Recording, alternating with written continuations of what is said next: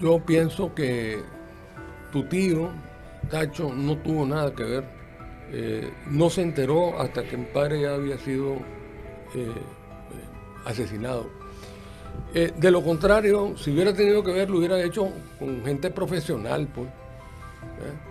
Eh, no con Domingo Acevedo Chavarría, que llegó con una escopeta y le metió 3 balazos, pues. Con Silvio Peña Rivas, que dejó su carro como evidencia. Que el carro de mi papá golpeó por detrás el carro de Silvio Peña Rivas y se le desprendió un borne. Entonces todo el plot, todo el plan se cae porque queda la evidencia con la tarjeta de circulación del principal, creo yo, autor intelectual del asesinato de mi padre, que fue Silvio Peña Rivas. Yo creo que él anduvo vendiendo el proyecto del asesinato de mi padre ante diferentes somocistas, pues, ¿verdad? Creyendo que iba a tener eh, eh, eco, ¿verdad? Y al fin de cuentas, lo que arroja las investigaciones que se hicieron y las declaraciones de los propios involucrados es que el que dio dinero para la muerte de mi padre fue Pedro Ramos, el director o propietario de la Plasmaféresis. Una hora con Álvaro Somoza. Un podcast de la Alianza por la Libertad de Nicaragua. Buenas tardes, mis queridos amigos nicaragüenses. Bienvenido al programa Una hora con Álvaro Somoza. Como siempre y con mucha humildad, les agradezco el tiempo que nos dan para ver nuestro programa. Este programa, como ustedes ya lo saben, se basa solamente en una ley, una regla, es decirle a mi audiencia siempre la verdad, siempre. Es algo que los nicaragüenses han sufrido en base de las mentiras sandinistas. Por favor, no se olviden de suscribirse al programa de YouTube. No cuesta nada y es absolutamente secreto. Nadie se puede dar cuenta si están suscritos o no. Entre más personas se suscriban, más gente verá el programa y más nicaragüenses van a estar informados de muchas de las realidades. Así que por favor, suscríbanse. Hoy vamos a tener un programa que yo lo considero histórico. Un programa que servirá como la punta de lanza para que los nicaragüenses realicemos que la gran unidad no es imposible. Todo descansa en tener fe, en ser sincero, tener profundo patriotismo y, por supuesto, el afán de volver a nuestra patria. Nunca nos podemos olvidar que juntos es la única forma de botar la dictadura sandinista Ortega Murillo. Nuestro objetivo como nicaragüenses es mirar hacia el futuro, aprender de la historia, pero sin quedar atrapados en ella, y trabajar juntos para una democracia nicaragüense totalmente libre. Con el impactante triunfo del expresidente Donald Trump y la designación del senador Marco Rubio como secretario de Estado, se respiran aires de esperanza para los nicaragüenses y latinoamericanos en general.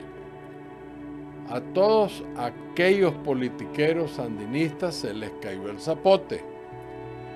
Todos aquellos que nos querían hacer ver que teníamos que aceptar liderazgos sandinistas con la pudrición de la moral sin valores cristianos, sin respeto al derecho ajeno, con la mala intención solapada de revivir e incluir como opciones de futuro políticas implementadas en un pasado oscuro, inclusive a los altamente cuestionados por serios crímenes en los 80s y quienes jamás pasaron por la justicia. Hoy en día están de cara a otra nueva realidad. El nuevo secretario de Estado,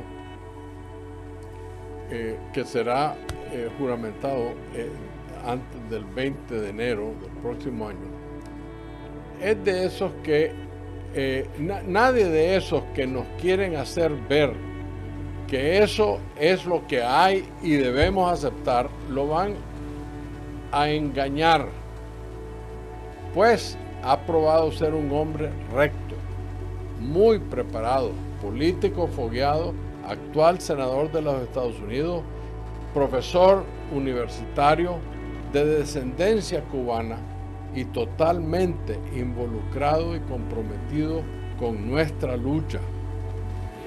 Toda la oposición debe de caminar hacia una transformación nacional para presentar una verdadera y creíble opción al pueblo nicaragüense y no una imposición malversada a como lo fue la traición a la contra en 1990. Que el pueblo decida su futuro. Nadie debe imponerle un mal arreglo a los nicaragüenses, que ha sufrido tanto, donde obligatoriamente se han desterrado 1.800.000 ciudadanos nicaragüenses. Hemos visto fracaso tras fracaso de amagos de una supuesta unidad de ciertos grupos y personalidades sin ningún éxito a la fecha. Para avanzar debemos demostrar que las organizaciones tienen bases conformadas por el pueblo y no solo cúpulas, así como propuestas que garanticen el ser lideradas por personas que realmente representan al hombre de a pie y, más importante que nada, que sean seleccionadas democráticamente. Si algo hemos aprendido es que por más que se haya intentado conformar una plataforma de oposición que son elegidos de dedo, nunca prosperan. Recordemos que estamos en deuda con nuestro pueblo, por lo que no tenemos por qué temerle a ser ratificados por ese pueblo. Si realmente somos los líderes que pretendemos ser. En lo personal, yo personalmente considero, mi opinión personal, es que todos los nicaragüenses tenemos que aprender a poner el pasado atrás. Sin embargo, lo debemos hacer de una forma inteligente, práctica y justa. No se trata de perseguir a nadie por sus acciones previo a los años 90. Sin embargo, esta es mi opinión. Cualquier persona que tiene las manos llenas de sangre, que ha cometido crímenes y que sin embargo no han pasado por la justicia, a mí me parece que es muy tarde para estar yendo a juicios de algo que sucedió hace más de 40 años. Que esas personas jamás puedan ser permitidas a postularse para un puesto de elección popular o ser miembros del liderazgo de un movimiento político hoy en día. Independiente de que viven en Nicaragua y gocen de todos sus otros derechos constitucionales. Todo nicaragüense tiene derecho a vivir en Nicaragua. A todos se le debe respetar sus derechos constitucionales. Jamás irrespetar su derecho sobre su propiedad. Y todos debemos ser vistos igual ante la ley. Ningún político, presidente o diputado o alguien de poder debe convertirse en juez contra nicaragüense alguno, simplemente por estar en acera opuesta políticamente. Que la ley decida si tiene o no tiene culpabilidad, razón o no. Mi invitado y yo somos hijos de fuertes adversarios políticos en un pasado. Nuestros padres ya no están en este mundo. Ni él ni yo creemos que debemos retomar las diferencias de ese pasado, el cual ya no son consecuentes con las condiciones que los nicaragüenses enfrentamos al presente. Este programa es un esfuerzo para demostrarle a la audiencia y a todos los nicaragüenses que Nicaragua vale más que las diferencias de un pasado, por supuesto, siempre y cuando no exista ni haya existido criminalidad en nuestro historial personal. Es por eso que hoy, esto es verdaderamente de este corazoncito, hoy tengo muchísimo gusto de conversar con una persona que considero un buen amigo. Lo respeto como un excelente periodista. Lo admiro como un magnífico escritor. Además que se ha ganado la admiración de muchos nicaragüenses como un político limpio, de filosofía liberal. Damas y caballeros, hoy me acompaña el licenciado Pedro Joaquín Chamorro Barrios, hijo de la expresidente de la República, doña Violeta Barrios de Chamorro, y el doctor Pedro Joaquín Chamorro Cardenal, quien fue un importante periodista y líder opositor al régimen de la familia Somoza. Pedro fue un preso político más de la dictadura Ortega Murillo. Pedro, como su padre, también es conocido por su trabajo en el periodismo, la prensa. Pedro fue embajador de Nicaragua en Taiwán, ministro de Turismo, ministro de Defensa, ejecutivo de INIFON, concejal de la alcaldía de Managua, escritor, periodista, y si no fuera por la torpeza de don Enrique, hubiera sido alcalde de Managua por el Partido Liberal.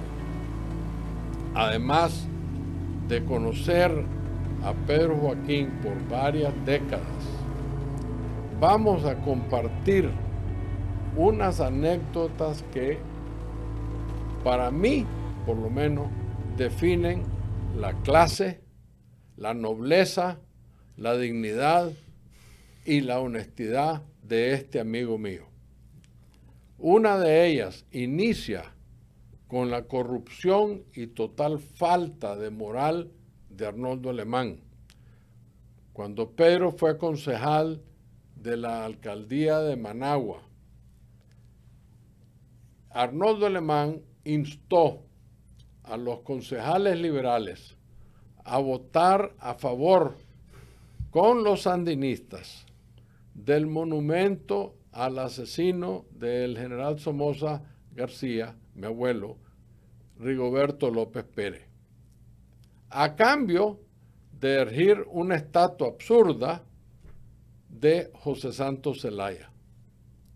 Pedro Joaquín Chamorro Barrios no solo se opuso a dar su voto, el único, sino que de inmediato tuvo la generosidad y caballerosidad de agarrar el teléfono y llamarme a decirme que él votó en contra y que consideraba un acto de alta inmoralidad, que además él jamás podría votar a favor de algo tan odioso e inmoral, pues su padre también había sido asesinado. Pedro, amigo, bienvenido al programa Una Hora con Álvaro Somoza. Muchas gracias, Álvaro. Aquí estamos a la orden para repasar un poco el pasado y ver un poco hacia el futuro. Yo quiero ratificar que efectivamente, cuando fui concejal en la alcaldía de Managua, voté en contra de la construcción de un monumento a Rigoberto López Pérez por considerar de que era promover el asesinato político, ¿no?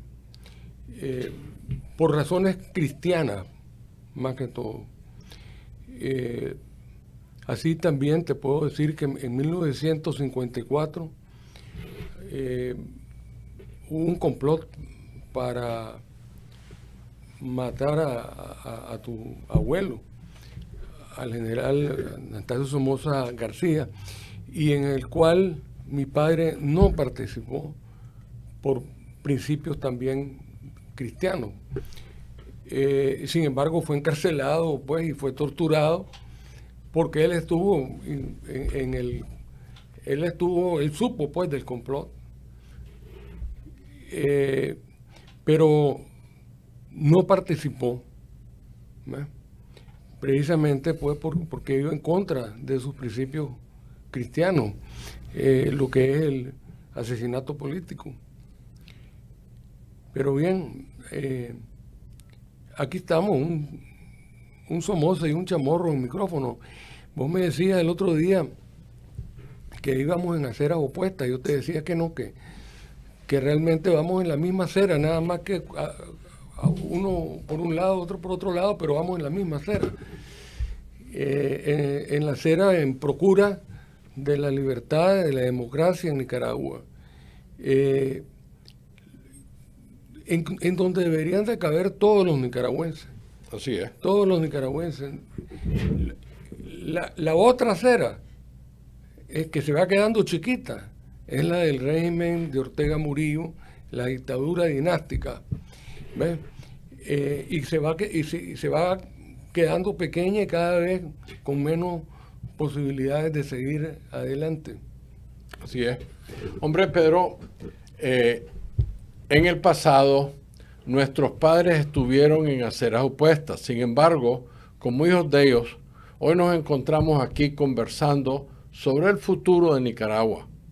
¿Qué lecciones podemos los nicaragüenses aprender de esta historia para unir al pueblo y construir el futuro de Nicaragua?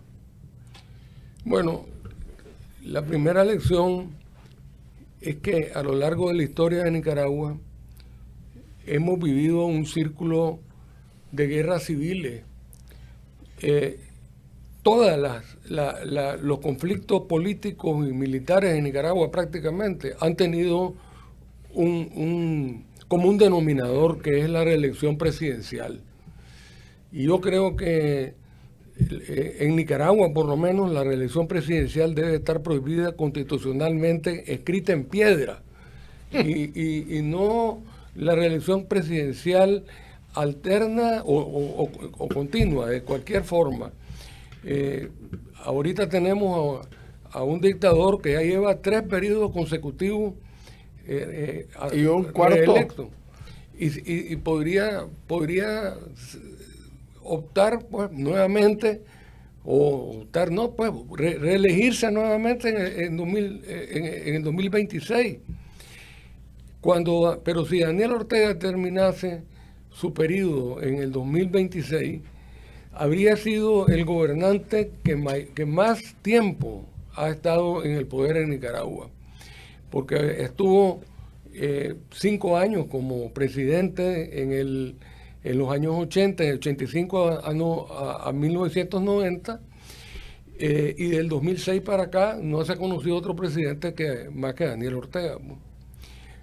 Ahora, yo creo que ya Daniel Ortega no ejerce la presidencia o el mandato, sino que la fuente de poder es su esposa Rosario. O sea que ya ha habido una transición interna, una sucesión dinástica. Un traspaso de poder, básicamente. Traspaso de poder. Sí, le echaron preso hasta su guardaespaldas, pues su principal hombre de seguridad, que tenía 25 años de trabajar con él, no recuerdo ahorita el nombre.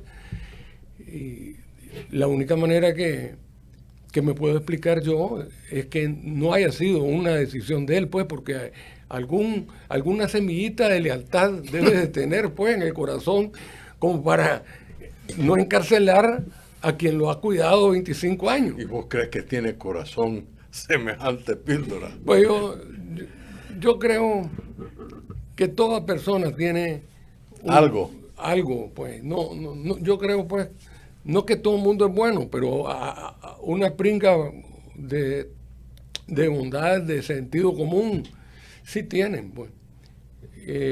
Hombre, Pedro, muy acertada tu observación del problema de la reelección. Y claro está que en mi familia eso fue un problema y hay que ponerlo sobre la mesa, se le guste o no le guste, a los primos, a quien sea, con la salvedad de decir los hechos.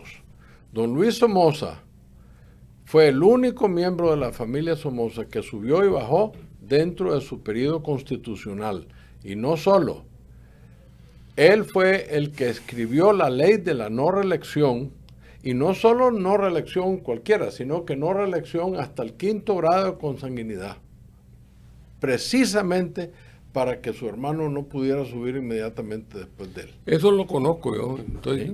Y en esa misma línea, les recuerdo a los nicaragüenses que uno de los periodos más pacíficos y exitosos de Nicaragua fueron esos años, los años de don Luis y los años del doctor René Chic Gutiérrez.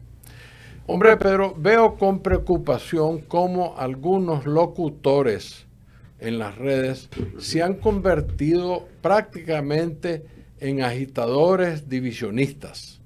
En lugar de de tirar puentes, en lugar de buscar cómo abrir puertas, siguen cavando trincheras ideológicas. Personas que deberían estar enfocadas en construir consensos, continúan alimentando antagonismos basados en luchas del pasado, limitando nuestra capacidad de crear una visión común para el futuro de Nicaragua. En este contexto y considerando tu experiencia reciente en El Chipote, donde compartiste celdas con personas de diferentes ideologías y encontraste humanidad más allá de las diferencias políticas.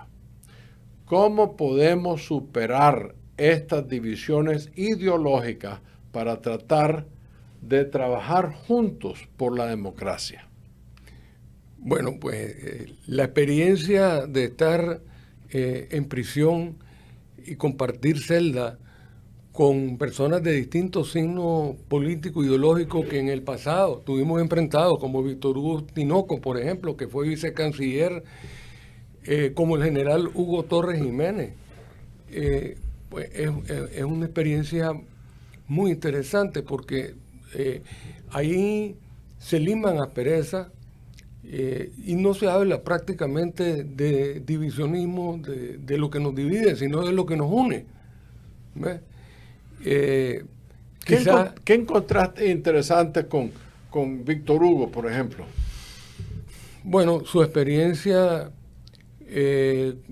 como interlocutor en la búsqueda del consenso, en la búsqueda de diálogo en los años 80, cuando varias iniciativas de paz, como la iniciativa de Contadora, y su experiencia como guerrillero, ¿verdad? Él me contó, pues, ¿verdad?, que, por ejemplo, en la toma del Sauce, en tiempos de la insurrección, cómo convenció a un grupo de guardias que estaban mejor armados que él, de guardias nacionales, que estaban mejor armados y poseían un poder de fuego mayor, pero cómo los convenció de que se rindieran y que no se derramara una sola gota de sangre. ¿Ves? Es decir, en la guerra del 79. sí, Ya. les ofreció, pues, que les iba a respetar la vida, que los iba a entregar a la Cruz Roja, y efectivamente los entregó, que los iba a montar en un camión que los iba a llevar a Honduras, y hasta que les iba a dar dinero porque habían asaltado bancos y tenían dinero. ¿Ves? Y los convenció a deponer las armas en lugar de enfrentarse entre nicaragüenses, que hubiera habido, pues, una serie de... también cuando se quiso lanzar en contra de Daniel Ortega, ¿verdad?, apoyando la candidatura de Gerty Levites, como lo expulsan prácticamente del Frente Sandinista. Por favor. Por eso no hay que juzgar a la gente por pedazos de su pasado, sino que hay que juzgarlo, en todo caso, por un contexto completo. Por todo. Por ejemplo, Humberto Ortega pidió elecciones libres, el respeto a los derechos humanos, la libertad de los presos políticos, lo mismo que estaba pidiendo la oposición, pero nada más que lo pidió la única persona en Nicaragua que tenía libertad de expresión, porque era hermano del dictador, y la perdió esa libertad, y también fue llevado a un hospital donde perdió la vida. Entonces, por eso más bien yo reconozco la valía de personas de distintos signos políticos que han tenido el coraje, que han tenido la iniciativa, el coraje de rebelarse contra la dictadura, de luchar a costa de muchos sacrificios de sus vidas y la cárcel. Es interesante, si me permitís. Aquí yo sé que nos van a criticar por eso que acaba de decir Pedro del general Humberto Ortega, pero yo me acuerdo en abril del 18 que junto a nosotros iba Osvaldo Lacayo, Joaquín Cuadra, que nadie puede haber sido más sandinistas y guerrilleros que esos dos personajes, pero yo los vi marchando por el mismo interés que estaba marchando Álvaro Somoza en la misma calle. Y Juan Pérez. Yo también los vi. Ahí estaban. Pues, agitando banderitas de Nicaragua. Pues, o sea, ahora, yo no es que esté diciendo perdonémoslo, no, por eso es que hice mi salvedad al principio. Todos somos nicaragüenses, y si seguimos sacándonos resentimientos, no vamos a llegar a nada. Hay que establecer ciertas reglas del juego con justicia. No se pueden juzgar cosas de hace 40 años. Claro que sí, las de abril sí, porque esas personas están vivas y testigos están vivos. Pero hay que prohibirles que se metan en el futuro para que la gente pueda meterse. Tiene que haber un sentido de, no quiero usar la palabra castigo, pero bueno, esa es otra discusión. Tengo una observación, pero creo que la pregunta más buscada por el pueblo nicaragüense es la veracidad que el sandinismo ha propagado de que mi tío Anastasio Somoza tuvo algo que ver con la planificación y ejecución del asesinato, de la muerte de tu distinguido padre. ¿Nos podrías dar tus conocimientos al respecto, por favor?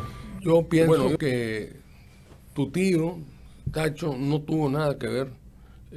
No se enteró hasta que mi padre ya había sido asesinado. De lo contrario, si hubiera tenido que ver, lo hubiera hecho con gente profesional, pues. no con Domingo Acevedo Chavarría, que llegó con una escopeta y le metió 3 balazos, pues, con Silvio Peña Rivas, que dejó su carro como evidencia, porque el carro de mi papá golpeó por detrás el carro de Silvio Peña Rivas y se le desprendió un borne. Entonces todo el plot, todo el plan se cae porque queda la evidencia con la tarjeta de circulación del principal, creo yo, autor intelectual del asesinato de mi padre, que fue Silvio Peña Rivas. Yo creo que él anduvo vendiendo el proyecto del asesinato de mi padre ante diferentes somocistas, pues, ¿verdad? Creyendo que iba a tener eco, ¿verdad? Y al fin de cuentas, lo que arroja las investigaciones que se hicieron y las declaraciones de los propios involucrados es que el que dio dinero para la muerte de mi padre fue Pedro Ramos, el director o propietario de la Plasma Férici. Ahora, yo en una ocasión, cuando estaba en el INCAE, y esto lo puedo contar porque hubiera sido un secreto que nunca se hubiera revelado, pero tu tío, en su libro, su memoria, que se llama Nicaragua Traicionada, si mal no recuerdo, tiene una parte que habla de mi padre y habla de este capítulo de una entrevista que yo tuve con él. Yo era compañero de estudios en el INCAE de un capitán de la Guardia Nacional que se llama Enrique Argüello. Y un día yo pensaba que Anastasio Somoza, pues, yo no podía heredar un malestar con alguien. Yo tenía que conocerlo personalmente. Entonces, un buen día, yo le dije a Enrique Argüello: Enrique, fíjate que a mí me gustaría conocer a tu jefe. ¿No? De verdad. Entonces, estudiando, ¿eran compañeros de cuarto o de? No, de aula. De aula, pues. Uh-huh. Y me dijo: déjame consultarlo. Y al fin de semana siguiente regresó con la información o con el beneplácito. Dice que encantado te recibe, pues, que cuando querrás. Entonces acordamos, pues, que yo iba a llevar con él, con Enrique Argüello, en un vehículo, placa número tal, color tal, modelo tal, que no... ¿Era tu coche? Sí, que no me detuvieran en la pluma para entrada del Retiro, solo me dieran pasada, pues, y que no se conociera esto. Porque yo lo que quería era conocerlo personalmente a Tacho y verle los ojos y ver si él era una persona capaz de mandar a matar a mi papá. Y mi conclusión fue que no. Fue una entrevista muy placentera, pues, muy campechana. Y tanto así que yo no sentí la obligación moral de irle a contar a mi papá: mira, fíjate que estuve en una entrevista con Tacho, pues, y te tengo que contar porque tengo temor de este señor, lo que te puede hacer, pues. O sea, yo estaba en el papel. Tranquilo. Yo tenía la edad de, recuerdo, como 27 años, y estaba en el rol ya de los hijos mayores que había el rol de protector del padre. Dice el dicho que hay 3 etapas en la vida de un hijo y un padre. Al principio, en los primeros días, el hijo es admirador del padre. Para el hijo, el padre es como el Superman. Después se vuelve un competidor del padre. Son 4 etapas. Y comienza a tener conflicto porque quiere ser diferente, quiere superarse. Después de competidor se vuelve amigo del padre, ya cuando entra en una etapa de madurez. Y la 4ª etapa, me decía mi papá, que es la que vos estás, el hijo se vuelve protector del padre. Entonces, Somoza en su libro dice que me advirtió a mí que un padre podía decirle lo que quisiera, pero que a él o a su familia, pues, pero que tuviera cuidado con el cubano de Plasma Férez y el señor Pedro Ramos. Pues. No recuerdo, pero sí hablamos yo sí lo que yo recuerdo es que yo le pedí que hubiera libertad de expresión, había censura de prensa, y entonces que levantara la censura porque al margen, en su gobierno se estaban dando negociados, corrupción, y que su mejor aliado era la prensa libre, el periodismo independiente, porque a través del periodismo independiente los gobernantes se dan cuenta de dónde están fallando. Pues. Y sí hablamos de el Banco de la Vivienda, la Plasma Férez, pero yo no recuerdo específicamente que él me haya hecho una advertencia severa en cuanto a que no criticase a mi padre, o porque mi padre le decía barbaridades, pues la industria de la sangre del pueblo nicaragüense, que extraía la sangre. Me acuerdo muy bien. Yo entendía que don Tacho no estaba metido en el negocio, que lo que había hecho, ahí estuvo en ese terreno la desmontadora Los Manguitos, y como la desmontadora cerró, le alquilaron esos terrenos. Don Fausto Amador le alquiló a Plasma Férez. Exacto, que los terrenos creo que el Porvenir, si mal no recuerdo. Eran hilados y tejidos el Porvenir, pero era la desmontadora Los Manguitos. Y ahí se estableció el negocio de la Plasma Férez, que consistía en la extracción de sangre para sacar el plasma y exportarlo a los Estados Unidos. Entonces, pues... la advertencia de que no te metieras con este señor cubano. De que tuviera cuidado mi padre, criticando fuertemente, como lo solía hacer, pues con celeridad. ¿Y basado en qué decía eso él? Porque, que era peligroso para vos. Porque tenían otra manera de ser que los nicaragüenses, pues que como ahora, yo no sé porque yo no recuerdo, ¿verdad? Esa parte. Ahora, sí hablamos pues de Plasma Férez, pero él lo relata en su libro, y de no haber sido porque él lo relató en sus memorias, no se hubiera conocido porque yo no lo hubiera revelado. Pero cuando a mí me preguntaron si era verdad que yo había tenido una entrevista con Tacho, pues yo dije que sí, porque yo estoy de acuerdo con tu programa, que es para decir la verdad. Sí. Es que es necesario. La gente que quiere esconder la verdad es porque les da pena o vergüenza de las cosas erróneas. Dense cuenta que yo no tengo vergüenza. Si hay algo que mi papá hizo erróneo, pues bien, que Dios lo perdone, pero no tengo por qué yo esconderlo. Es importante. Además, aquí hay una cosa aún más importante, y es que de ninguna manera, claro están los que somos miembros de la familia, hemos jamás pensado inmediatamente que mi tío tuvo nada que ver con eso, porque sabíamos.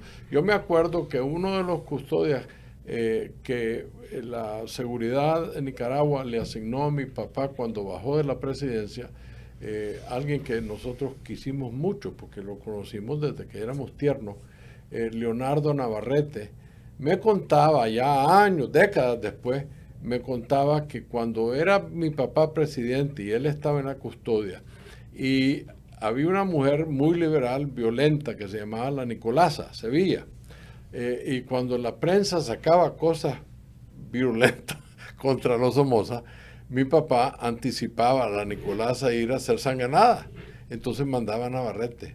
A Navarrete al Parque Las Palmas, y que se tuviera con un radio, cualquier cosa, llamara para que la policía inmediatamente llegara para que no le hicieran daño. Entonces, en mi cabecita, eso me quedó grabado. Y yo, cuando asesinan a tu padre, yo digo, nada tiene que ver don Tacho aquí, si más bien lo cuidan. Entonces, es una tragedia, pero que aprende el pueblo de Nicaragua que el hijo de el difunto doctor tuvo una conversación amena con quien los sandinistas quisieron hacer ver que fue el que lo hizo. Bueno, gracias por esa anécdota, fantástico. Pero tú fuiste del directorio de la Resistencia y después del directorio también estuviste en la UNO. Tu bella madre fue electa presidente de Nicaragua y como resultado directo de los esfuerzos de ustedes, los miembros del directorio, y por supuesto los esfuerzos de los combatientes. ¿Crees que en esa transición se le dio el lugar que merecían los miembros del brazo armado, quienes fueron los que derramaron la sangre por años e hicieron posible esa transición? Bueno, hubieron muchos casos de exmiembros de la Resistencia que fueron beneficiados con tierra, con reforma agraria, como también hubo injusticia y hubieron algunos que fueron lamentablemente asesinados. Pues. Sí, se dice que hubo entre 300 y 500 asesinados que eran comandantes de diversos puntos. Pues, pero algo por ahí va la historia. Pero sí también se sabe que fueron beneficiados hasta cierto punto. Sí. Pero era un movimiento de 14, 15 mil hombres. O sea, no hubo me parece a mí que yo creo que no fue tu madre, creo que fue Toño Lacayo quien no le dio la debida importancia a lo que significó el sacrificio de estos pobres campesinos para crear las condiciones para que ustedes negociaran la transición. Por eso te pregunto, ¿qué crees tú que fue correcta esa? Es que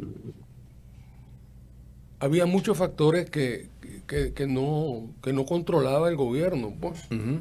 O sea, no había una verticalidad de control como ha ocurrido en otros periodos de la historia de Nicaragua donde hay dictadura. Pues. Claro. Había muchos grupos, personas armadas. Es parte de la democracia, la dificultad de liderar a tantos grupos de una forma pacífica. El dictador dice, se hace y se hace, ya está.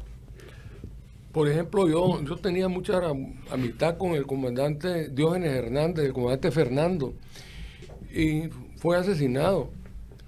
Pero aparentemente era porque estaba cortejeando a la hija de un sandinista furibundo, pues. Y entonces es un asunto de falda, pues. Sí.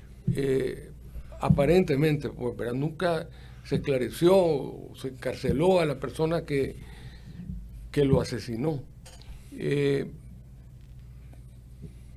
Pero viendo de retrospectiva, el gobierno de mi madre avanzó bastante en los pilares fundamentales de la democracia en Nicaragua. Mira, desde 1990 al año 2007 se sucedieron 3 gobiernos de diferentes signos políticos y no hubo reelección. Mi madre recibió el poder del Frente Sandinista, luego entregó el poder al Partido Liberal Constitucionalista de Arnoldo Alemán, luego a Enrique Bolaños, que aunque era del mismo partido, terminó encarcelando pues a Arnoldo Alemán, y después al Frente Sandinista, que ganó pues por aquella división. Pero también hay que reconocer que no hubo violencia y que el poder se sucedió democráticamente, después de elecciones libres que no fueron cuestionadas por nadie.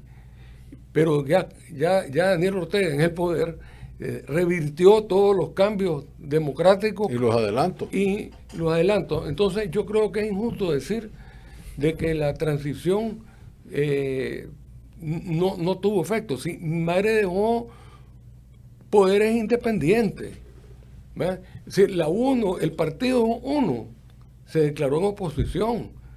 Se hicieron las reformas constitucionales que impidieron que mi cuñado Antonio Lacayo se lanzara a la presidencia. ¿Qué más prueba de democracia de una asamblea que no es controlada por el Ejecutivo, que pasa semejantes reformas constitucionales como las que se promovieron creo que en el 94, 95? El Poder Judicial independiente. Ahora, con Daniel Ortega viene una regresión de todo lo avanzado en materia de libertad, de las libertades de democracia. Y ya no digamos pues con la reelección consecutiva. Porque entre más reelección, más oposición y mayor cantidad de represión es necesario para preservar el poder. Hombre, a la fecha, pero nos encontramos que la diáspora de los exilios antes de 2018 se muestran reacios a apoyar o participar en los movimientos de oposición actuales. Ellos aducen que no pueden apoyar a grupos que llevan responsables del desgobierno de los 80 por haber sido en gran parte los culpables que los hizo abandonar la patria, que nunca denunciaron nada y que todavía ahora siguen defendiendo a la revolución. ¿Crees tú que personas o grupos que creen en esa época oscura pueden generar algún tipo de confianza lo suficiente para liderar un grupo político o liderar la nación? No para liderar, pero yo creo que no para excluirlo, tampoco, no se les debe de excluir. Si hay modestia aparte, Álvaro, si hay una persona que tiene autoridad moral para criticar a los sandinistas, soy yo, que desde el 79, estando mi madre en la Junta de Gobierno, comencé a escribir los primeros artículos críticos al proceso revolucionario. Artículos que por el título puede sacar la conclusión, pues, ¿verdad? Como por la víspera de aquel día. Revolución no es copia, lo nacional es nacional, lo nacional no admite posesión. La voz de Nicaragua debe ser una estación, pues, o sea, eran la idolatría y la revolución, la educación liberadora. Todos esos artículos los escribió en el 79-80, en que algunos de los actuales disidentes sandinistas estaban en el poder. Ahora, inclusive mi hermano, Carlos Fernando, era el director de Barricada. Sí. Entonces, estar sacándose los paños al sol no se gana absolutamente nada. ¿Ve? Y se pierde la inercia de lo que podría ser la consolidación de todas las fuerzas opositoras a la actual dictadura. ¿Cómo podemos, por ejemplo, decir que no participe, digamos, mi compañero de celda, Víctor Hugo Tinoco, porque fue sandinista? No, puede participar, en mi opinión, pero no creo, yo creo que debería ser... No, es que te voy a explicar una cosa, es que el liderazgo no está clarísimo que debe estar en manos de los jóvenes. No, y ninguno de los jóvenes vivió la década de los 80. Y aquí han venido muchos jóvenes a ser entrevistados porque creo firmemente en ese punto tuyo. Creo que es el futuro. Sí. La joya de toda ciudadanía es la juventud. Pero te voy a dar un caso. Yo soy ciudadano de los Estados Unidos, nacido en Nicaragua, estudiado parcialmente en Nicaragua, profesional en Nicaragua. O sea, soy ciudadano nicaragüense, aunque no le guste a la dictadura. Pero hay una ley que dice, usted puede participar, puede ser ministro, puede ser nombrado embajador, puede ser todo, pero no se puede postular para un cargo de elección popular. Sí. Bueno, ese mismo concepto de ley es el que yo pasaría para que estos señores que tienen las manitos llenas de sangre, no por la guerra, sangre como la de la Dora María, que Sí, asesinó a gente después de la revolución. Tendrían que pasar dos cosas, pues, para que vos tengas carta abierta en tu idea, pues. Primero tendría que cambiar, votar la dictadura. Caer la dictadura. Sí. Y segundo, se debería reformar la Constitución de Nicaragua. Que se tiene que reformar. Y tendría que añadirse un capítulo que diga eso que vos estás diciendo. Pero eso estamos lejos, porque primero tendremos que derrocar al régimen sandinista. Muy clara tu observación, pero lo digo, ¿sabes por qué, Pedro? Por lo que dije anteriormente. Hay una serie de bocaneros que por esta transmisión, ahí va a ver lo que van a salir hablando. Porque yo creo que le tenemos que decir al pueblo que entiendan nuestra posición desde la boca tuya y mía. Que nosotros somos ejemplo de que en un momento dado, yo nunca fui enemigo o adversario de Pedro. Nos conocimos incluso en casa de quien hoy es mi esposa, su prima hermana, que él jalaba con Cristiana y llegaba a casa de su tía Clarisa y su tío Roberto, y ahí nos conocimos. Pero en la calle no nos íbamos a dar un abrazo. Hoy está hospedado en mi casa. Eso es lo que tenemos que superar. ¿Por qué no podemos ver hacia el futuro sin odio del pasado, con ciertas restricciones justas y necesarias? Yo creo, a mí me parece que es lo lógico. Por eso invité a Pedro y él muy noblemente aceptó, aunque no necesariamente quería hacerlo, pero por amistad, por nobleza y por Nicaragua está aquí. Pero estimás que una futura negociación debería de ser una reedición de lo que sucedió con la UNO, donde todos fuimos testigos que las contras fueron prácticamente ninguneados, pues los dejaron por afuera, en su gran mayoría. Algunos sí se beneficiaron.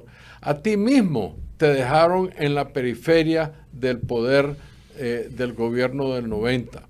Y un buen número fueron asesinados, ya nos hablaste de eso. Pero me parece a mí que a los que fueron premiados con la piñata se les dio amnistía y ahí están todavía. ¿No crees tú que debería haber una diferente forma de lidiar el día que logremos votar esta dictadura? Definitivamente la historia se escribe y no se puede estar reescribiendo todo el tiempo, pues, ¿verdad? Sí. Tiene que ser un capítulo único de la historia lo que está por delante, y no estoy aquí como para adivinar o para señalar el camino. De lo único que estoy seguro es que ese camino conlleva el derrocamiento de la dictadura, ¿verdad? Y la unidad de todas las fuerzas nicaragüenses sin distingo de colores políticos. De eso yo creo y estoy seguro, pues. Pero de eso a ponerme a estar dando una lección de cómo es que debe ser, no estoy aquí para eso. Pues, ha sido un honor y un gran gusto tenerte. Hemos llegado al fin de nuestro programa. Esto podría continuar 2 y 3 veces más largo, pero tenemos limitaciones de tiempo. Ya que hicimos el primer intento, Pedro tal vez no estará aquí, pero lo podemos hacer vía Zoom o vía internet para que tengamos estas conferencias. Son muy importantes y sobre todo para el propósito de nuestro tesoro, la juventud. Nosotros somos veteranos que no podemos ni queremos meternos, pero sí queremos ser parte de que no se hagan los errores de un pasado. Damas y caballeros, les agradezco muchísimo. Pedro, como siempre, un honor y un gran placer tenerte. Placer. Muchas gracias. Muchas gracias. Para lograr transformaciones estructurales y sociales en Nicaragua, tenemos que hacer las cosas diferentes. Conocer la verdadera historia nos llevará a construir una sociedad justa y equitativa y sin caudillos. Comparte con nosotros tus puntos de vista, análisis y las cosas como deben ser. Una hora con Álvaro Somoza. Un podcast de la Alianza por la Libertad de Nicaragua. Suscríbete.